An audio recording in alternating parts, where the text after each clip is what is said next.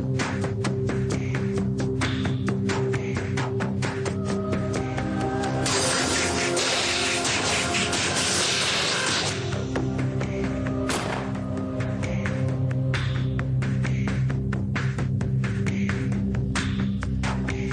Cristo Rey y Santa María de Guadalupe!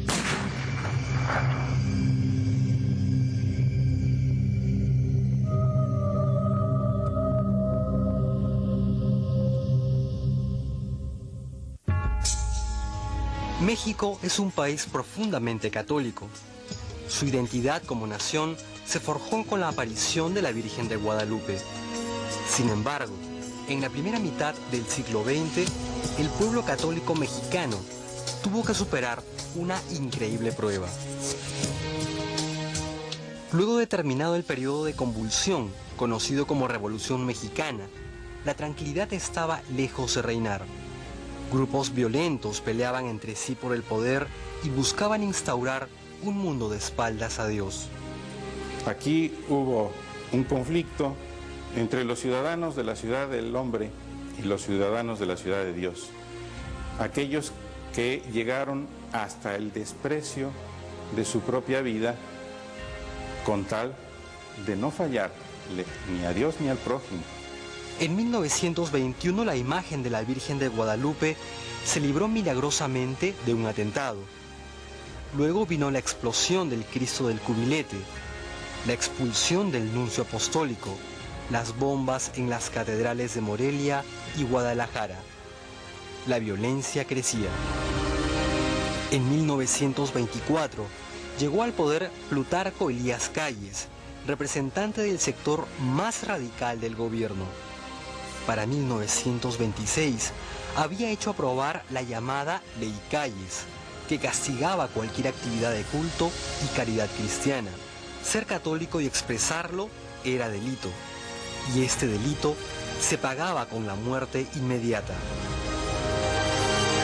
La ley que quería imponer a rajatabla el gobierno de Calles y que había de alguna manera minimizado el gobierno de Carranza o el gobierno de Obregón, la ley era absolutamente insostenible para los católicos mexicanos.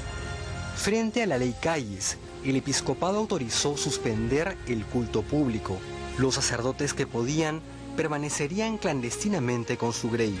Casi todos los obispos fueron expulsados violentamente del país. O algunos otros obispos estaban en Roma, se fueron a Roma y pues prácticamente durante 3 años la Iglesia de México vivió en una época de catacumba, ¿no? Fue verdaderamente una iglesia de catacumbas. Los atropellos se multiplicaron, incluyendo el martirio de muchísimos sacerdotes y laicos. El pueblo, indignado, reaccionó. Por parte de los católicos seglares, esta no es una iniciativa de la jerarquía de la Iglesia, sino de los seglares, se funda un organismo que se va a llamar la Liga Nacional Defensora de la Libertad Religiosa. El nombre es un poquito largo, entonces simplemente en el uso cotidiano se le conoció como la Liga. Las acciones más notables fueron un gran boicot comercial nacional y el envío de cartas a las cámaras de representantes, apoyadas hasta por 2 millones de personas. Pero esto no frenó la agresión del gobierno.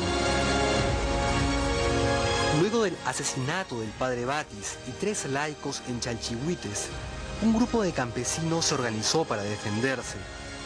En la medida en que aumentaron las agresiones del gobierno, se fueron armando más grupos de defensa, conocidos por el Estado como cristeros.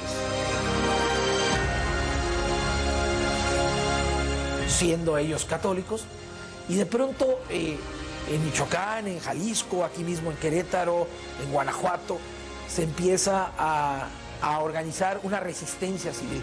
Primero, pues para proteger a los ministros de culto y al culto católico. Y después, pues para repeler los ataques y para repeler también el hostigamiento por parte de las tropas federales. En 1929 los cristeros no podían ser vencidos y el gobierno estaba muy débil.